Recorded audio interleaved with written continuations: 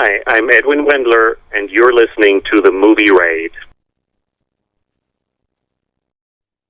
It's time for the movie raid. Tonight's victim is composer Edwin Wendler, that has done many films such as X-Men, Days of Future Past, Nonstop, countless others. Hello. Hi, thank you for having me, Mike. So what have we been up to? Are we doing new video games as well as films, or are we sticking to the video games at the moment? Yeah, well, thanks for mentioning some of my credits earlier. I feel I've been very lucky over these past 15 years or so to be able to work on some really big projects, some smaller scale projects, and in all kinds of jobs associated with making the music for those movies. X-Men Days of Future Past, I feel very lucky that composer John Ottman asked me to come on board. I was part of a big music team that had to make sure that all the music was delivered on time and with the kind of quality that John is used to. And then there were smaller projects like on Tales of Halloween, where I was only involved with one segment. It's sort of an anthology movie. And I jumped in, and it was really quick because I had to write music basically overnight. And it ended up being approved, and it was very fast, very gratifying experience. So, and in between, there's all kinds of other projects that I've done. I've worked in all kinds of different genres. And as I've said many times before, I feel very lucky. I feel almost giddy getting up in the morning, writing that kind of music, because it's what I've always loved as an audience member, as a fan, and to get to do that is just fascinating and very gratifying. And having to work on video games, it's a whole new mindset, just as much as it is for an actor having to go in a different genre, a different character. But for you, as making different music for a video game, does this make more obstacles and more challenges, not just for the overall tone, but does it make it more challenging having to figure out exactly the kind of moments that this type of game needs to have? Well, with games, I love working on games because of the freedom that comes with it. When you work as a composer to a movie, you have to be super picture specific. You have to capture every moment. I mean, there are exceptions, of course, where a composer might ask you to just write a piece of music and then it goes in the movie, and an editor or music editor has to make sure that it hits all the points that it needs to hit. But usually you're confined by the timings of each scene and each shot. And so sometimes you might come up with a great theme for a character, for instance, but you're unable to play the theme because there's never enough time to play it until maybe the end credits roll along, and there you can finally have a full statement of the theme. In video games, it's quite different because you're not limited to those restrictions unless you're working on a cinematic, and as you know, cinematics are only a part of the game. So you are actually able to develop more thematic material. Just recently I worked on a game, or started working on a game that finished its first phase, where they actually really wanted a big, full-blown, symphonic, epic type of theme. And especially these past few years where I've been working on a lot of horror movies, I haven't really had the chance to do that. So I felt very lucky to be able to do it and to be encouraged to write thematic music that's sort of uplifting and soaring, and it's just exciting to work on that type of music. You have to work hard on it because if something is as exposed as a piece of theme music, like think Star Wars or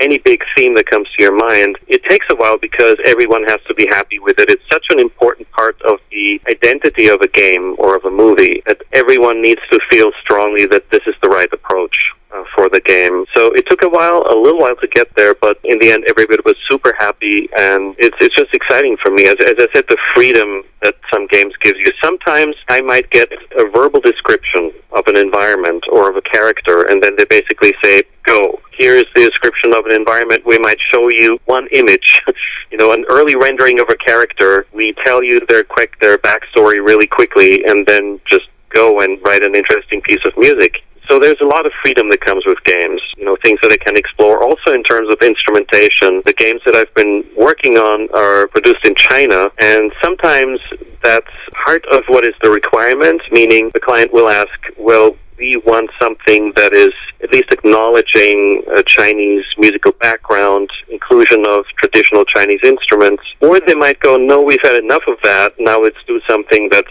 aggressively Western in its approach, in its aesthetics, and its instrumentation. But for me, it's always fascinating, especially on one specific game that I worked on. It's called Bladed Fury, where the client basically wanted traditional Chinese instruments coupled with elements of contemporary dance music, EDM, and specifically future bass. I was able to combine some performances from actual traditionally trained Chinese musicians with some of these samples and loops distorted sounds that are associated with dance music. And the combination of those just resulted in something really interesting and unique, and the client was very happy with the results, and I was happy because I was able to try something that I had never tried before. I just love working in games. Composing, do you feel you have a better access, or maybe even confident enough to have access to emotional moments, as like actors have to really work hard to try to get that character out there? Do you have more access as a composer getting to these moments and especially structuring them to the right tone? Well, in movies,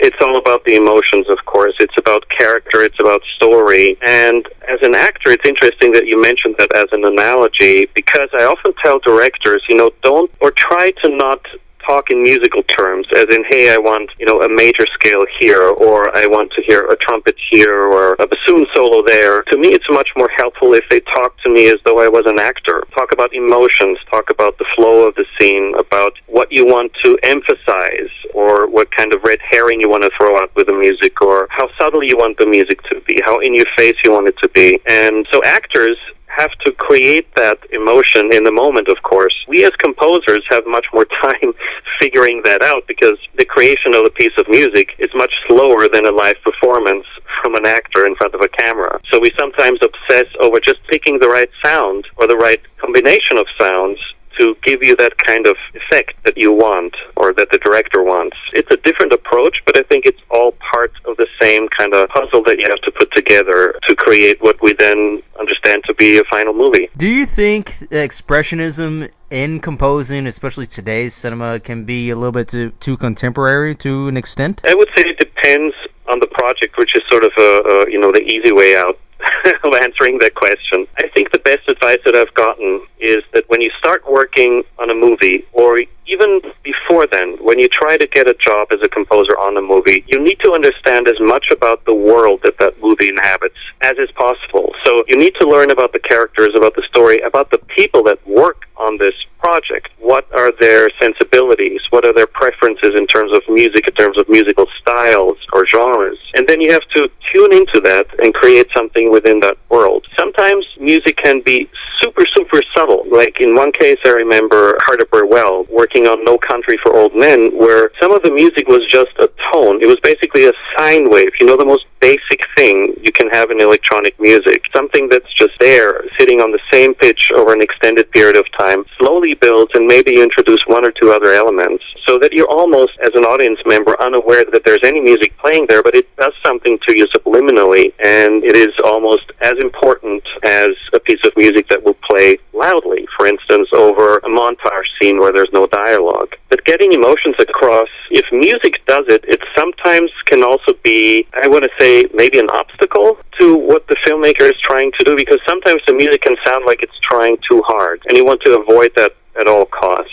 And the very experienced directors will actually steer you away from that. They might say, hey, this music is trying too hard here, or it's giving something away, or why don't you make the music more subtle here, because what we're trying to do in the scene is already there in the performance, in the cinematography, in the way it was shot. So of course, as a composer, you need to do your best to stay out of the way and not try to fix something that already works. On the other hand, if there's a scene, for instance, that doesn't work at all, where everyone was trying to do something, and on the day that the scene was shot, things went wrong, or the actor had a bad day, or something bad happened, and the scene just is not what they intended it to be. Sometimes music can help, or it can show that this scene just cannot be helped at all with music. It's sort of an exercise that you have to go through. You have to explore all options, and then the filmmaker has to make a decision and say either, okay, we've now tried like 80 pieces of different type of music. Under this scene, it's still not working. Maybe we should cut that scene. Maybe we should reshoot. But in some cases, and it's very gratifying for any composer working on a scene like that, if you find exactly the piece of music that will help that scene and everybody's happy with it, it's just a great feeling. What I always say to directors is, what I want to see happen is that you come into my studio, you watch a scene with my music for the first time, and you jump up and down in your chair. And you're sort of, you start giggling, you can't believe how well it works now. Something that you may have feared might not work for an audience with the right music, all of a sudden it clicks. And that's the kind of experience that I want to give directors. Do you think that product over talent is still an issue in today's cinema, or do you think it's a little bit easier on your end of as far as composing? Is it less restrictive? Is it less pressurizing the artists themselves to get the product out there? In film music, you're obviously trying to help sell a product.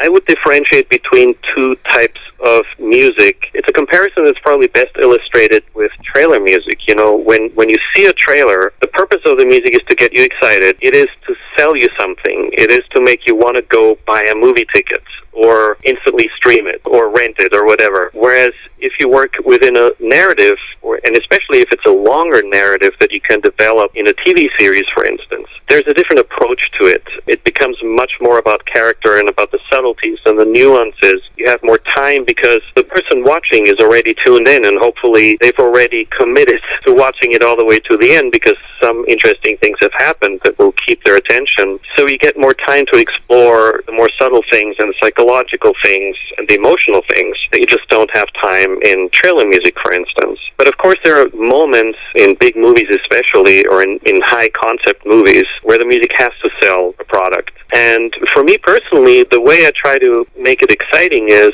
I try to remember the feeling that I have listening to great or exciting music. And having that feeling or remembering that feeling, I'm thinking, okay, what kind of music that I'm able to write might get a similar reaction from an audience, helping sell big moments or big reveals. And I think to me that's as exciting as working out the little psychological, intricate things. It's all part of the bigger picture. When it comes to doing a remaking of a score that you originally done, do you think this takes away the quality of that score, especially if it's an original piece that you've done, or even actually start a little bit of inflection on the artists themselves that actually originally did the piece? Well, for me personally, I have never worked on a remake per se. I was on occasion asked to incorporate other composers' themes, but I would say in general, looking at all the remakes that have come out over the years and how different composers have approached them, again, it depends on the project, which again is sort of an easy way out. But in some cases, when the whole project, when the whole movie is sort of an homage to the original, of course it makes sense to bring back the original themes and to have them breathe in a new context or make them bigger or have them adjust to a more specific new context. Sometimes it makes sense to use an older theme and have it play verbatim. Like one of the examples that comes to mind is in Thomas Newman's score for Skyfall, where there's one point there's a reveal of the car, the Bond car. We hear the James Bond theme verbatim as it was originally written for the first Bond movie, because it's a classy type of moment, it's a vintage kind of car. It needed that kind of music, and it needed to tell the audience this is very much a James Bond movie. But then in that same score, Thomas Newman finds much more interesting ways to weave that theme into the texture of his score. For instance, he uses the Bond theme in an almost romantic type of context when it's played on a solo cello. In other places, the Bond theme becomes sort of a riff where he might change a note or two and then repeats it. So the DNA of the James Bond theme is still there. It's all over the place. It's just not played verbatim. But I think in general that where there's a project where you need to remind the audience, hey, this is a specific type of movie that you're watching, it's always a good thing to bring back the theme or some sort of identifying thing that's associated with the brand or the character that people just love. And then in other cases, it's more of a reimagination, and we've experienced a lot of those examples where musically the directive is to not use any of the pre-existing material, to even change the whole soundscape of the score, to use completely different instrumentation, or to use very little music, whereas he originally used a lot of music, just to get away from that and find a completely fresh approach to pre-existing material, whether that's a character or a story or a brand. So there's different approaches, and different composers have handled it in different ways. I have to say, just from my personal perspective, and I think I'm in tune with a lot of people there, is if we see something like a Star Wars movie, we expect to hear that music. No matter who the composer is, we don't care. There is this very strong identifying part that the music plays that we would not get the same satisfaction out of if the theme was different. But that's just me personally. Do you think some artists can take an effect of that, though, in terms of their work being rearranged that way and having to see a whole different look? It's the same theme, but it's a whole different way of how it's changed. Do you think it's less honorable toward the artist, or do you think it's just a part of the territory? A story comes to mind that John Ottman told when he was working on Superman Returns.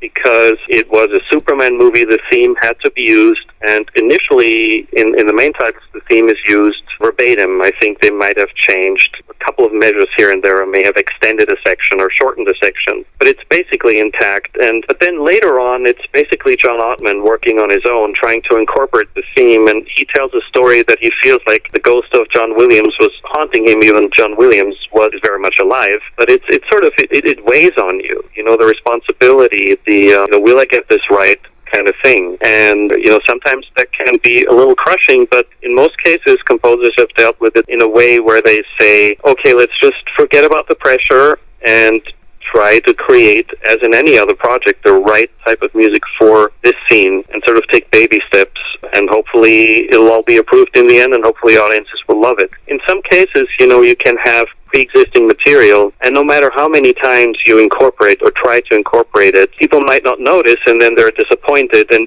you can point out to them, but hey, the theme is all over the place. They might not fully realize that, and there might be different issues.